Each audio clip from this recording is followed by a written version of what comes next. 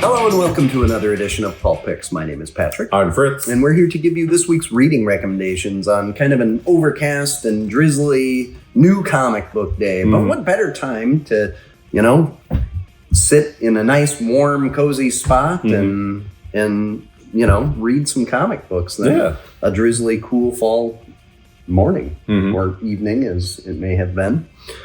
Well, we've got a couple of... Oh, wait, no, this wasn't what I was going with. Isn't that what you... No, I've got a number one that I'm going with. What do you grab? Oh. Yeah. I must have misheard you. No, that's okay. Well, I think I mistakenly said it originally. Oh, okay. Yeah, that's what I'm... Oh, okay. So, obviously an honorable mention because I was waffling between the two. But let's get into what you picked. Yeah. You've got a number one here. Yeah, so mine is Hectoplasm Hunt the Bigfoot. And so if I'm being honest, we were talking about this a bit beforehand. The reason I initially grabbed this is I was just curious, why is this random image title got Ryan Otley doing the cover for it? Usually he's either busy on Battle Beast, which new issue that came out this week, or doing variant covers for people and every. But yeah, what's going on here? So really, you get to the end, there's a thing at the back. I'm sure there's probably people watching this who know. So this actually used to be a backup feature in Invincible, back when it was coming out. And it's primarily been a backup feature and then some other titles here and there. And this is their first here's our first own book that we're doing kind of deal. And I just found that kind of neat how the winding road to get here. Yeah. But yeah, so the whole premise is we've got our main character, Hector. He is, he was born with this magical ability that pretty much set him on the path of oh, you're really good at fighting ghosts and witches. This is just your life now. Right. Whether you maybe like it or not. And he sees dead people. Yes, actually, yeah, he's got two ghosts that hang around with him, and one of them doesn't talk too much. The other one's pretty chatty, and doesn't seem like he super cares for either of them. Ah, sure. But yeah, so he just kind of goes around dealing with various things, and in this series, he's come to this town. He's there's a local ghost that he had to deal with, but it turns out this town is also super into Bigfoot. And at first he's that's not real. What are you talking about? Leave me alone. Then some stuff starts happening. It's just okay, maybe Bigfoot is real. Maybe something is happening here. And kind of reluctantly gets drawn into this whole situation. And it's just a wonderfully odd book. Just Hector is kind of a weird guy. He's clearly someone who doesn't socialize a whole lot. So he'll talk to himself or just say random things sometimes. Everyone in this town's also kind of odd. The guy who called him in runs this. It's ostensibly a history museum, but because that doesn't really pay the bills, there's also a lot of Bigfoot stuff there. Sure. And he hates it, but the person running the Bigfoot side is super into it, and is just hey Hector, come on, you gotta help me catch a Bigfoot. That'll be put our town on the map. And Hector again is just I just don't care about any of this. This is all dumb.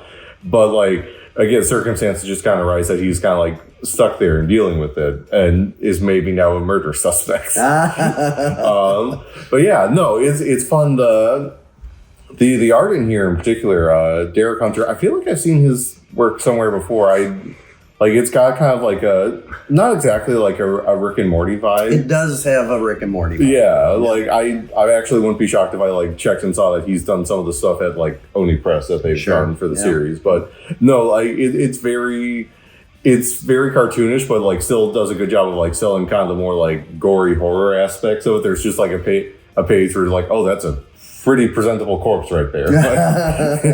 But yeah, no, it was again, just kind of the cover caught my eye. Just oh, what's this about? Check it out. And just oh, this is fun. It's just a nice little mini series about weird, ooky, spooky stuff. Which perfect for this time of year. Yeah. I was delightfully surprised by it, and I'm excited to see what happens in the next couple of issues. Yeah, very cool. I think you've sold me. Yeah. I'm interested now. Yeah. But speaking of number ones, I believe you also have one. Yes. So I went with Dungeons and Dragons: The Fallbacks. Number one. And I know that I'm not super familiar with the Fallbacks, but I know that there are a number of books featuring them. And I've picked up a couple, but I haven't started reading any of them yet. So for me, this was the introduction to the crew.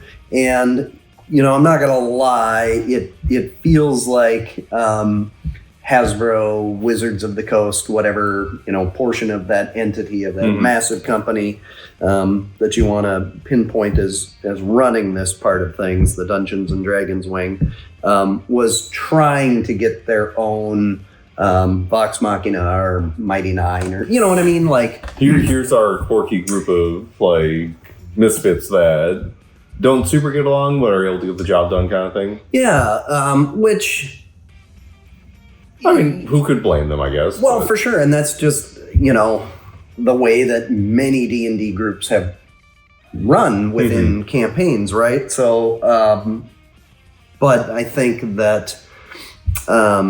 Like Vox Machina, Critical Role in general, really kind of fine-tuned a lot of that stuff and did a lot of really good character work and whatever. So I was interested to check this out. I also thought that some of the art had like a cool,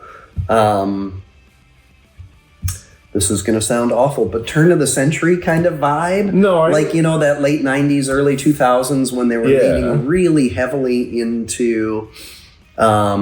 we're going to both do some classic Frank Frazetta style kind of stuff, or even more like painted portrait type things for a lot of the D&D stuff that we do. But we're also going to start going into more that kind of comic book or cartoony kind of vibe, where they were kind of playing with a lot of different elements. So that kind of original Baldur's Gate video game kind of vibe. And where they also have kind of fun, quirky characters like Minsk and, Jahira and some of those kind of characters. So, and I thought that, the Chris Pine D&D movie, while it wasn't, critically or commercially super successful, I believe that it's done a lot better in streaming. But, it was by far the best Dungeons and Dragons movie or TV show that was actually franchised, has ever been done, probably since the cartoon. And, arguably that was more just a product of its time. So people who enjoy it, it's more of a nostalgia thing than really high quality storytelling or what have you. Although there were a lot of Marvel writers that were involved in that one, I believe. But if you ever want a cartoon that features an excessive amount of Frank Welker playing a bunch of different characters talking to each other, it's a good cartoon for that. Yeah, for sure. Yeah, he was all over that one. So all right, so that's the setup, right? And we just run into this group. They've already been a group for a while. We get each character kind of introduced as they're interacting with the events that are occurring at the beginning of this. And basically, we don't know exactly what they're in town for, but it seems like they're pretty much just looking for opportunities to be able to make some cash. And then they run into some kobolds they're not sure if they should be helping them or helping authorities to capture them. And then they learn, while they're in town, because they had heard about this map that could take them to this, legendary ancient loot that that nobody's been able to acquire for thousands of years, it seems like. So that's the setup. And things go really well and then really, really badly for them. As anyone who's ever played D&D knows very well. Yes. So it was interesting. I like the cast of characters. It'll be interesting to see them kind of flesh them out more. But it was a fun, quick read, and if you're into Dungeons and Dragons or just kind of fantasy in general, it was fun. I just flipping through it now. I really enjoyed the expression work on the characters in there, like, because it just like everyone just has like, you can instantly tell just at a glance like what kind of emotion they're feeling. Just like really well done there, I felt like. Yeah, I really enjoyed it. I also enjoyed like I don't know why, but for me, a big part of Dungeons and Dragons that makes it fun is what are the names and kind of the backstories that people. It's almost more fun than the adventure itself sometimes. And so the names of the characters and we don't get a ton of backstory for them, but we get more kind of character template, kind of just a quick thumbnail of who they are and, their kind of core character traits. So it'll be fun to see all that kind of fleshed out a little more and their backstories given more. But if you're looking for a book like that, or maybe looking to, until the new season of Mighty Nine is now coming out, right? I think so, yeah. That's where they're going now. So, if you're looking for something to kind of fill that space in the meantime, this book was worth a pickup and a fun read. So, all right. So that was our two number ones this week. Now we've got, is this 4 issues in a row or 3 out of 4 maybe? I'm trying to remember, because issue 1 was up here, and I'm pretty sure issue 3 was up here. I think issue 2 got like an honorable mention. Yeah, I think you're right. Yeah, yep. But we're back with issue 4 of Captain America. Chip Zdarsky. Yeah, and Valerio Schiti. Yeah. And I've just been really enjoying this run. This whole kind of initial flashback arc about Steve when he's first coming back. He's not quite sure about really stepping into the superhero role yet, so he's still I'm going to do soldier stuff, and ends up being dropped into Latveria and gets tied up in all that. It's right after Doom's come to power. This series has been really enjoyable so far. Meeting our kind of because I feel like this is there's pretty common tropes in a lot of Captain America stories, some evil government thing or conspiracy, Cap hanging up the costume to do something else, some kind of not always necessarily evil Captain America, but some one that is maybe a knockoff. Yeah. Not quite as. Yeah. And this kind of off-brand Captain America, I've been enjoying him so far. We haven't really gotten a whole lot of time with him outside of the flashback sequences. Yeah. But the picture they're starting to paint of this guy who thought he was going to get to be this hero, and then kind of having to come to terms with no, that's not the life you're going to live. Right. It has been really interesting. Yeah, and so what makes Steve Rogers such a symbol when he dons the Captain America guise, right? And I think it's because no matter who's trying to pull him in what direction, he always really thinks about what is right. What is just, what is ethical, what is moral, and he listens to himself in each one of those situations. Whereas a lot of people who try to do what he does, they're willing to bend that a bit for what they think is the larger cause or the bigger picture. And I think a really good way of how this book illustrates that is because we've got these characters who they're all about the structure of something, the deal of something, whereas Cap is a very he obviously there's that one very well known panel I'm only loyal to the dream kind of, but how he goes about doing that is about he is very much a on the ground I am he's very one of those I am of the people heroes, to the point where there's a whole big fight going on this issue and he has to spend half of it protecting civilians from stray shots because it's I no, what's happening here? This is just you and me fighting, not get your act together, man. Yep. This is not it's that he's very much one of those people where all these other things how things are run, why things are done, all that secondary to making sure people are taken care of and right. Whereas others would think well, collateral damage is just something that you can't avoid. Steve is always going to say, well, it should be avoided at all costs. Whatever we have to do, it might be inevitable at some point in time. But if there's an opportunity to prevent it, I'm going to. None of this means anything if the people aren't because all this stems from the people. So if we aren't supporting them, taking care of them, making sure that they are able to live their best lives, then what's the point? Yeah. And I feel this issue does a good job of that, and then contrasting with other characters, you said, how they approach.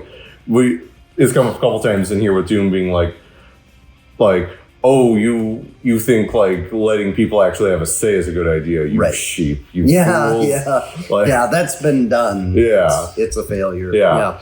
Well, and then there's also going to be a counterpoint to that because I think when he gets home from this mission,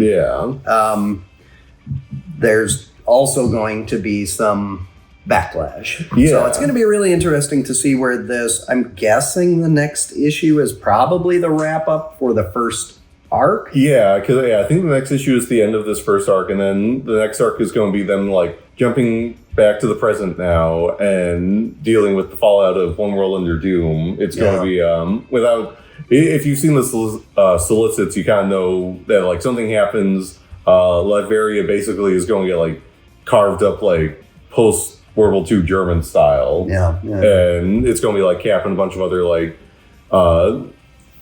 country themed characters like kind of going in there and being like, okay, what do we do now? Right. So like seeing like how stuff being set up in this arc back when he first comes out of the ice connects to where he's at now as a character. Because like Cap now has been through a lot more stuff than Cap has at this point. Yes. And just like how these things like impacts how he's going to approach the situation is going to be interesting to see. Yeah, it's going to be really interesting to see. I wasn't sure, there have been points during this 4-issue run now where I've been like, I don't know, is this something that we've done before? Has it been done to death? The knockoff Cap, the telling a story from earlier in his career. But it's coming together really nicely for me, and each issue has been very good, but I wasn't sure how much I was in it for the long ride, on this whole story arc. But this issue really brought a lot of it back together for me. Yeah. And I was like, there's the Chip Zdarsky that I knew and expected. And I've been on this I've been vibing with it the whole time. So yeah, I'm happy to see like other people who maybe weren't like sure eventually being like, no, like I'm in now, like I'm down. Well, and I think that this is very much a classic, we'll say the Silver Age forward type of Captain America, where he kind of questions everybody and everything.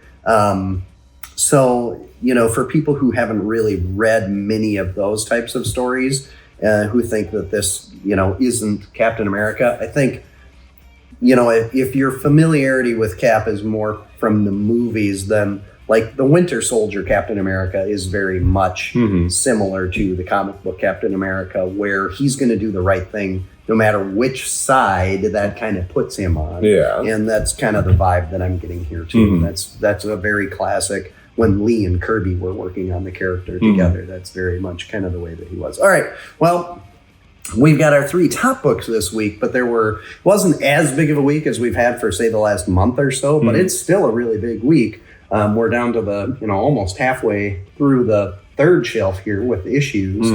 So what else was on your radar this week? Yeah, so very, very nearly made up here, the new issue of New Gods. Oh, yeah. Ram V. This book, I'm so sad. Next issue is going to be like the last for a while. Ram's taking like a break from like doing superhero stuff, not taking a break from DC necessarily, because he was announced as part of like the big like Vertigo revamp this last weekend at New York Comic Con. But it's going to be like the end of the book for a while. But they're going out on a high note. Like everything's kind of like coming to like a conclusion.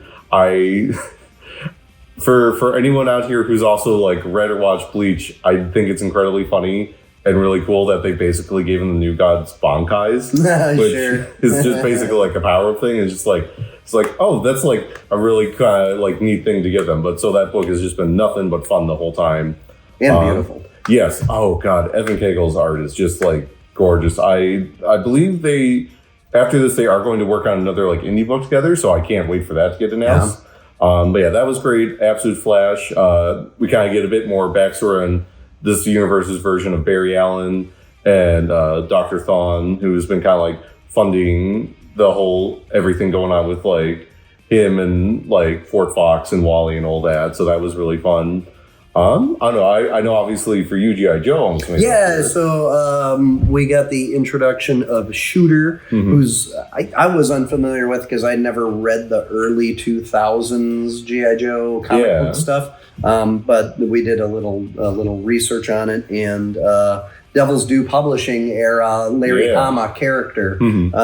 So this is a legacy G.I. Joe character who's being brought in with basically the same, premise. But this was a really interesting one. We did kind of get a redo of a concept here where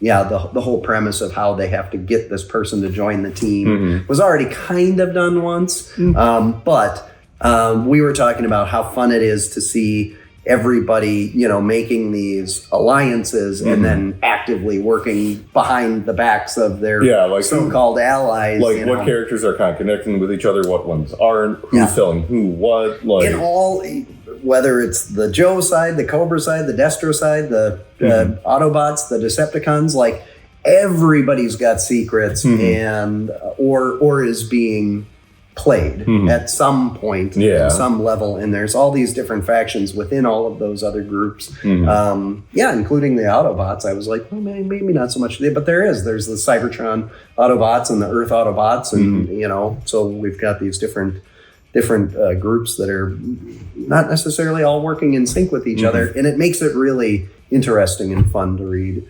Let's see what else. Oh yeah, Battle Beast, so good. It's just like sometimes you just want to read something that's just action and mayhem and characters saying fun things. And yes, there is a larger plot there and whatever. And we do get a really cool reveal at the end of it. And this is going to end up being a much bigger story than I thought it was going to be. So many spoilers available there. But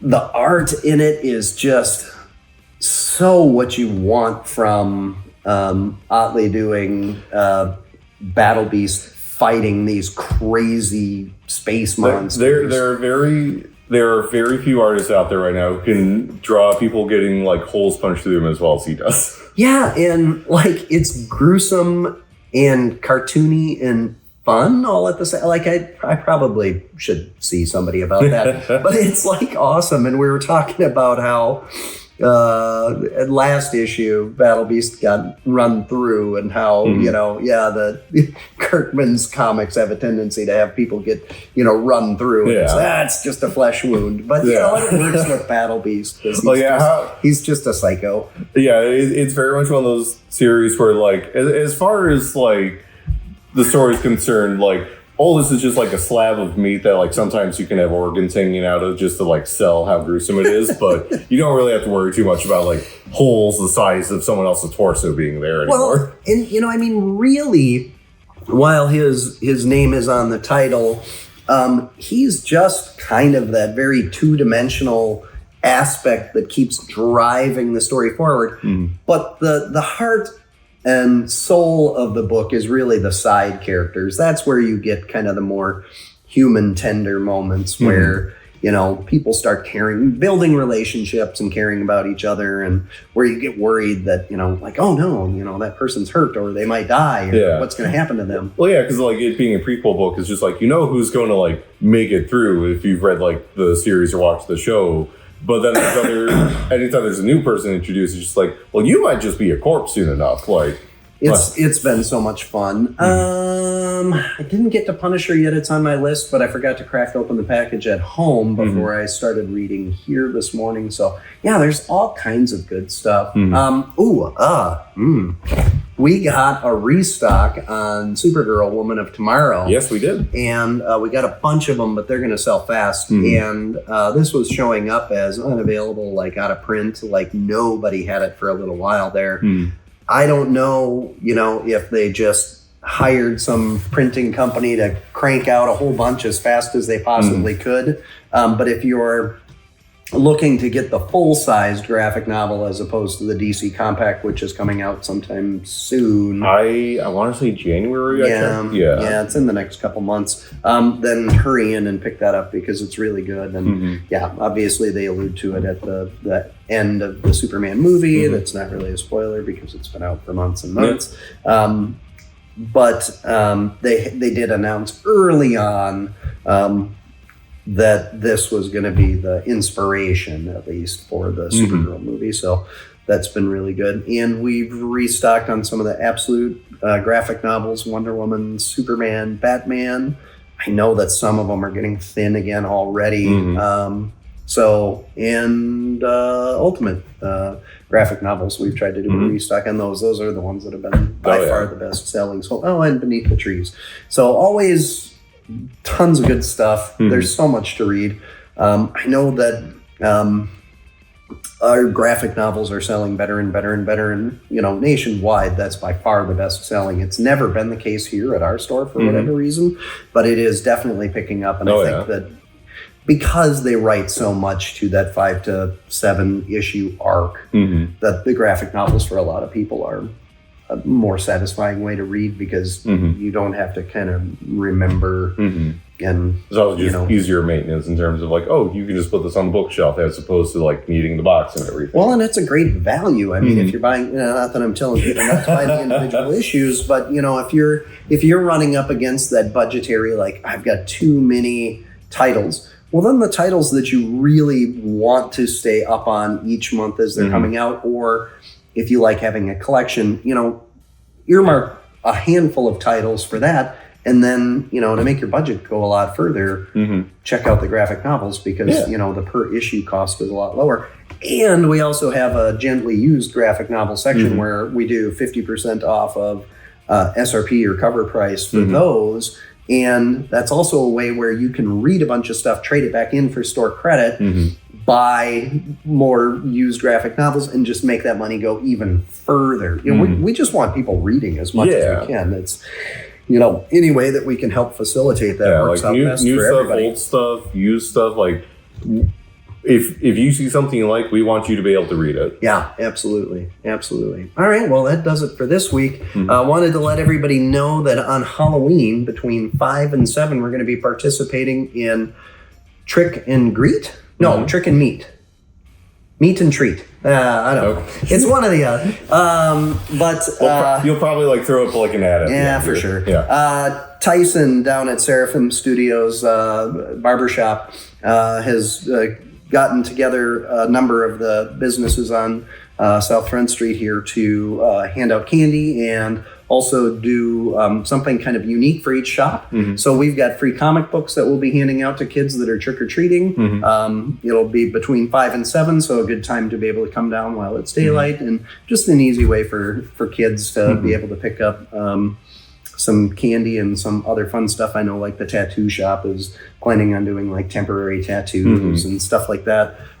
So a number of us are going to be doing that. So between 5 and 7 Friday, the 31st on Halloween. So stop on in for that. And we'll be back next week. In the meantime, be sure to follow, subscribe, share, comment, and stop on into your local comic book shop and pick up your comics there, because that's what keeps this whole thing going around. And until we're back next week, enjoy the reading.